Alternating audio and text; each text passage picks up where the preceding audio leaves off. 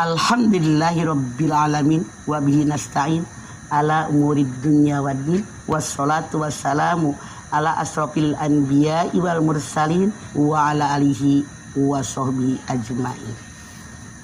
Gara-gara ngemas kawin maka aku batal kawin. Punten. Belakangan rasanya viral. Sekian hari mau nikah batal gara-gara mas kawin. Kalau seandainya kita lihat An-Nisa ayat 4, wa atun nisaa saduqatihinna nillah. Berikanlah mas kawin kepada perempuan yang kamu sukai sesuai dengan kerelaan kalian, dengan penuh kerelaan.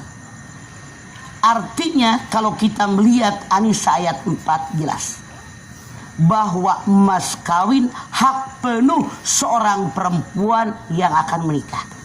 Dalam tanda kutip, survei membuktikan betapa banyaknya orang tua perempuan yang ikut campur menentukan berapa minta mas kawin kepada calon menantunya. Yang namanya mas kawin, yang penting anaknya rela. Kalau seandainya tadi berita yang kita tonton di TV, dengan mobil, dengan uang ratusan juta, dengan mas kawin emas sekian kilogram, kalau orangnya ada. Nah kalau tidak ada sampai ngutang-ngutang, dari mana? Bahkan kadang-kadang ada yang mas kawin hanya dengan seperangkat alat sholat sesuai kemampuan. Cuman kalau pihak laki-laki punya kemampuan, jangan juga hanya seperangkat alat sholat. Berikanlah yang berharga buat istri Anda. Masa iya cuma seperangkat alat sholat? Karena yang namanya mas kawin di zaman Rasulullah SAW pun yang namanya mas kawin. Kata Rasulullah, apa yang kamu punya? Ali saja bin Abi Thalib menikahi Siti Fatimah, putri Rasulullah itu, karena Ali pada saat itu belum punya apa-apa. Dia hanya punya baju besi, baju perang. Itulah mas kawin yang diberikan oleh Ali kepada perempuan putrinya Rasulullah, Siti Fatimah. Hanya baju besi, karena tidak memberatkan. Kalau sampai memberatkan, minta ini, minta ini, minta ini, Masya Allah.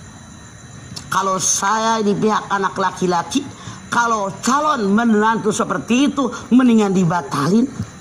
Belum nikah aja udah nisahin, udah ngerong-ngerong kita, apalagi sudah nikah.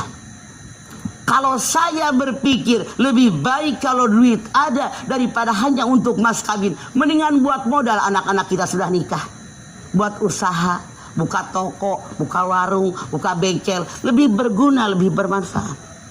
Bahkan di zaman Rasulullah pun ada yang namanya mas kawin dengan laki-laki tadi masuk agama Islam, itu sudah boleh.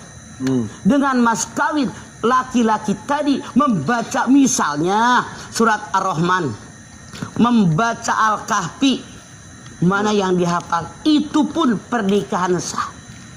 Jadi tidak boleh memberatkan.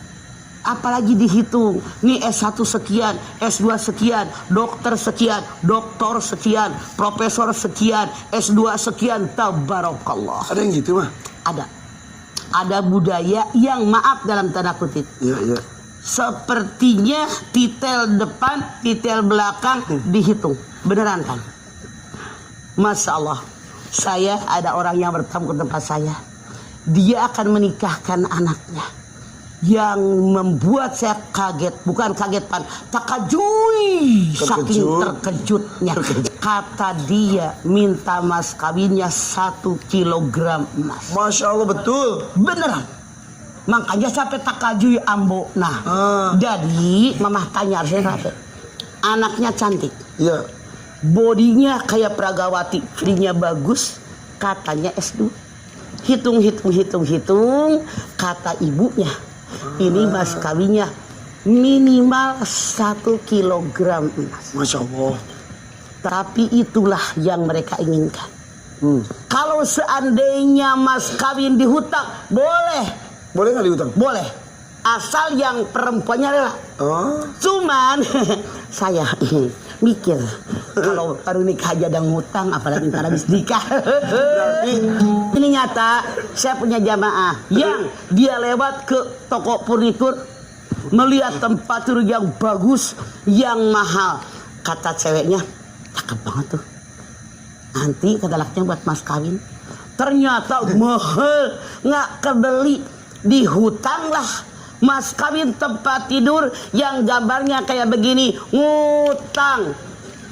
Lebih dari belasan tahun mereka menikah, sampai detik ini tempat tidurnya belum kebeli.